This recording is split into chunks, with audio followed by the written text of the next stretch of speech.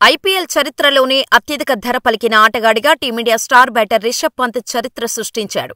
ఆదివారం జరిగిన IPL 2025 mega వేలంలో రిషబ్ పంత్ను లక్నో సూపర్ జెయింట్స్ 27 కోట్లు భారీ ధరకు కొనుగోలు చేసింది. అయితే పంత్ కోసం తాము ఎక్కువగానే ఖర్చు చేశామని ఒప్పుకున్నాడు. అతను 26 కోట్లకే దక్కాల్సిందని, కానీ తాము 1 కోటి ఎక్కువగా ఖర్చు చేశామని తెలిపాడు. అయితే ఇందుకు తాము ఏం బాధపడటం లేదని, ప్రణాళిక ప్రకారం పంత్ను కొనుగోలు చేయటం సంతోషంగా ఉందని చెప్పాడు. మెగా ఆక్షన్ బ్రేక్ సమయంలో మాట్లాడిన సంజీవ్ గోయంకే పంత్ను కొనుగోలు చేయడానికి గల కారణాన్ని వెల్లడించాడు. రిషబ్ పంత్ మా ఆక్షన్ ప్లాన్లో ఉన్నాడు. అందుకే అతని కోసం భారీగా ఖర్చు చేశాం. అతను మాకు అన్ని విధాలా ఉపయోగపడనున్నాడు. మంచి కెప్టెన్తో పాటు వికెట్ కీపర్, బ్యాట్స్మెన్, క్షణాల్లో మ్యాచ్ స్వరూపాన్ని మార్చగలిగే ఫినిషర్.